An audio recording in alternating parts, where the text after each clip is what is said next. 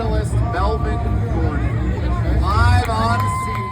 Melvin, the crowd loved seeing you, and you helped out with our Iron John t-shirt toss here moments ago. I wasn't expecting any of this, by the way. That was love right there. That was awesome. And the people love seeing you. It reminds people of a fonder time of Wisconsin football.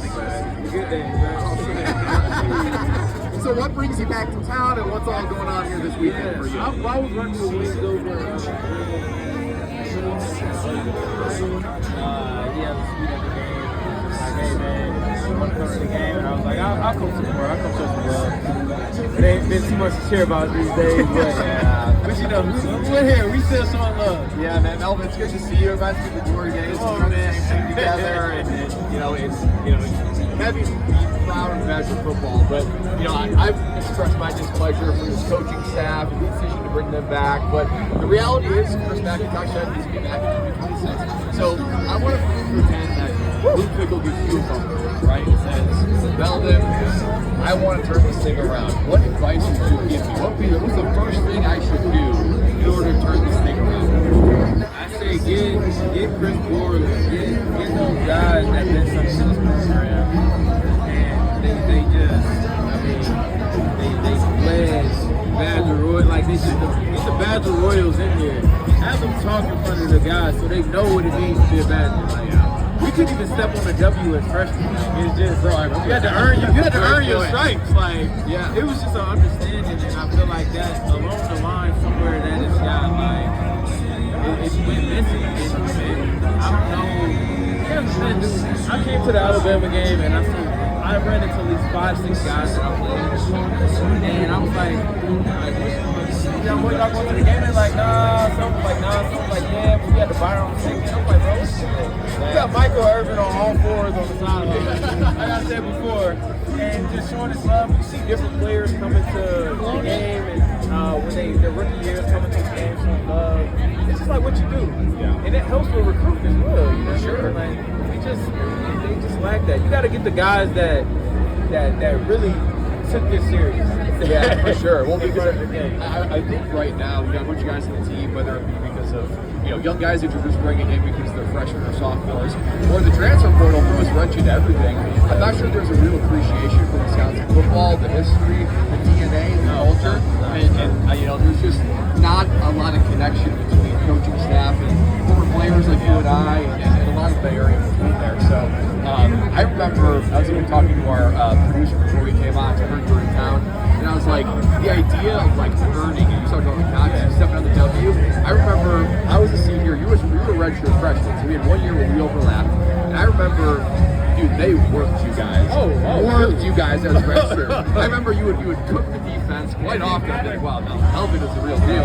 But like in the weight room and the whole thing, they worked you guys. So that by the time you guys were eligible to play, and as your time goes up, you were ready, you were rolling, and there was an appreciation. That's just credit to the guys that do what we had. And I mean, it's about being competitive too. When I went in there, I was trying to find the best player on the team to compete with. Are those guys doing that now? I mean, I don't know. Are you just okay with just taking the back seat? I was never okay with taking the back seat. I came in, I thought I was gonna play. I didn't. No, we didn't. No, when you didn't play. I ran into Monty Moore, also another Heisman winner, so slowed down my process a little bit. But I came in, I was willing to compete, and at the end of the day, like I get the. I'll say that if I ever talk to a player. I'm not in front of the team. I won't get too crazy, but some of those guys got to be able to compete too.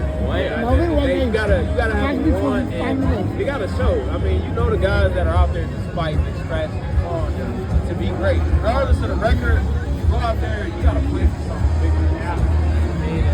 And I don't feel maybe. I don't watch the games because I be getting pissed off. So I start watching them a little bit, but the games I do catch, man. You got some guys out there fighting. You got some guys out there just going through emotions. Calling it what it is, but I feel like no matter what our record was, whether we were good or bad, guys were gonna play their hearts out. Dude, I totally agree. It seems like the ease of giving up is just too common, right? Like, I mean, you don't get blown out in the fashion that you do. Like, it seems like you're the type of player that you can grasp the Iowa, you should be competitive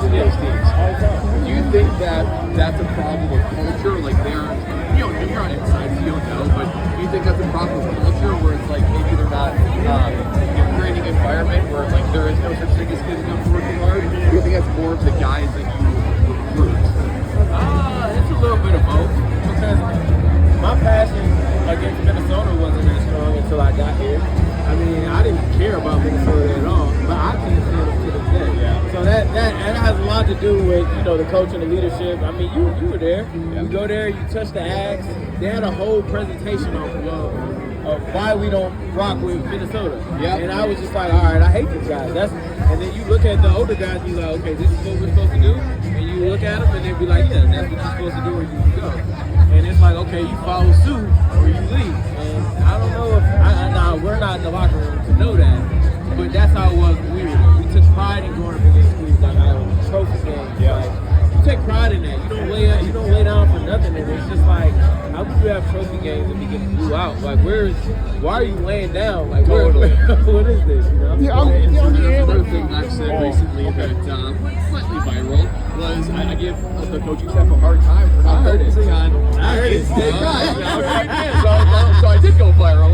Many people heard it, Brad. So, you know, there was the reality is that they have not been as intentional as previous organizations and regimes within state recruits.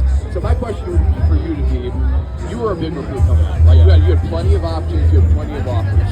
Why is it important that this school, that this team, continues to have a pipeline of Wisconsin guys? Because you had offers, you could have went wherever you wanted to, but you chose Wisconsin. So you're more unique in that, you know, having a lot of opportunities. Why is that important to have Wisconsin guys? You're from here. This is where you're from. You know what I mean? And Coach B, I mean, he was the one that really made that clear to me, to be honest with you. You know, he's Coach B. Yeah.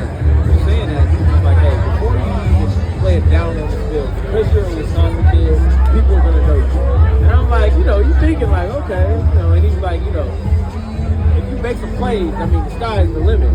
And sure enough, when I got here on campus, people were already knowing me. I'm like, I played at Nosa Bradford, like, you know, and people were already knowing me, so he was right. And then obviously, you know, you take care of business and what you need to do. People rock with you some pride thing. Oh, this kid's from Wisconsin. He's one of us. You know what I mean? Like it just hits home a little harder when you have the success you're going to, and just your heart and your desire and your will to make plays. It just comes from a different place when you're from here. So I don't get how we're losing kids from here. I don't understand that. Like, this is where you're supposed to be. I totally agree. I'm, you know, now more than ever, I'm following. Where are the kids in Wisconsin going? I'm going to say a name that you're going to be familiar with. Coach Bostad is now the recruiting territory guy from Indiana and Wisconsin. A bunch of guys from Wisconsin going to Indiana. I mean, Coach Bostad, he was on the team when he played for Wisconsin. Where he recruited for Indiana.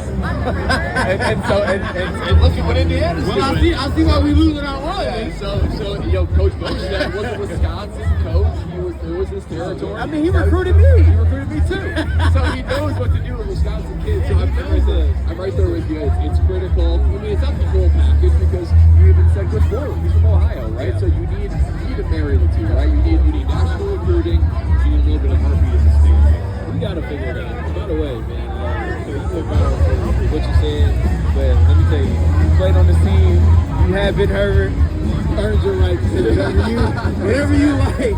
About this team, you earned your right. The fighter furnace of Herbert. Thank you, I appreciate it. And like Chris, you said too, it just all comes from love for the university, right? Because like we both played the league, and like, dude, there are some legit bragging rights and identity and closeness that you just don't have. And you know, you play for several teams. I played for several teams in the NFL. So you sort of root for them and stuff, but there's nothing like your alma mater. There's nothing like the team you're rooting for and playing for. It ranks as my top of my list of like teams I want to see do well. And it's just hard when this is the product of the team. And it's unfortunate because I think it's pros and cons to this. And I think one of the cons is there's no true pride with these players. I mean, you just I play well, and then you think you're gonna go to Alabama team or something and get the same type of results. It's like, bro, listen, bro. The league don't mind you. Regardless of where you are, it's been guys. I mean, Look to Lil Mac. Where'd he go to school? Buffalo? Yeah. I mean, if you're good, they're gonna find you. I mean, there's no question. They're watching film, so Well, it's like, it's not to put you on the spot with this one, but it gets me thinking, like, me coming out as a punter, I probably wouldn't have much NIL offers, but you would. Yeah. Now, it's impossible to put yourself in 18-year-old Melvin Gordon, but if you were a high school running back today, and you had offers everywhere, and you're from Wisconsin, you love Wisconsin, would it be harder to say yes to Wisconsin if you got significantly more money to go to Bama or wherever? Well, this is what they're dealing with, right? I'm not gonna lie to you. It wouldn't be the money that'd be the issue. It'd be the opportunity to go to the I don't really see that. I mean, he's not even less. I mean, I heard, but he's not. That's I hear that as a player. That's like my number one thing. Oh my God, nah. I heard that too. I was like, I couldn't believe it. And it's bad.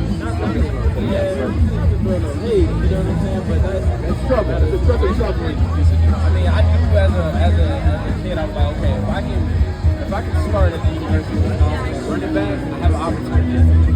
I know if I can start, and I know it wouldn't be easy. It wasn't easy to start. I had James White, Mighty Baltimore, that was no easy road to be the guy.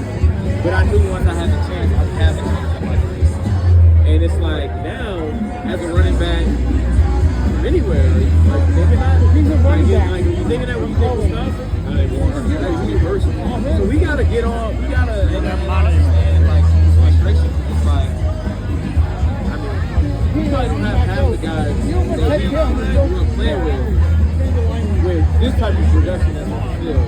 And at the end of the day, it's like I get it. We have injuries, it's part of it, but everybody deals with injuries. So we just gotta find a way to make it work. I don't care what we do or how we do it, who you keep or who you don't keep. Just find a way to get some production out of the guys so we can get back to where we need to be. Show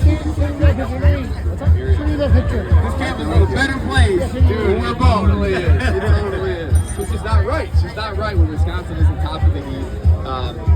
And that what you have now is just, something doesn't feel right, doesn't fit right, and you're exactly right. We got to get something out. 2014 Heisman finalist Melvin Gordon joining us here on ESPN Wisconsin College Game Day Blue by Coors Light. I want to see this one fun, recollection. There's a lot of doom and gloom here in all these conversations. Melvin, snow flurries are expected. It reminds me of a different Camp Randall Stadium. A little more than a decade ago, the number starts with a 4. When you think back on that day, where you started the smile, the pride, and how I just wanted to, the first year that I was up there, I wanted to be one of the first groups that was because that's like the Highway Express to be remembered forever. You know what I mean? Like, you'll never be forgotten. That team will never be forgotten. So it's like the success you're having, your teammates you share. You know what I mean? If you go with a Natty. So at that point, we had needed to be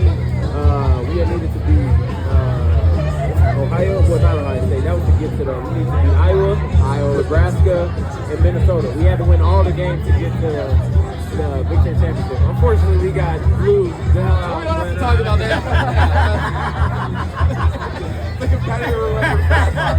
That game looks a little more like this year. But I was just honed in, man. I was like, you know what? I want to do it for my teammates. I want to do it for my fans. I want to do it for Wisconsin. I'm from here. It'd be just dope. It'd be hard for you to watch anywhere if you won the national championship for the team. They love you. You know what I mean? Like,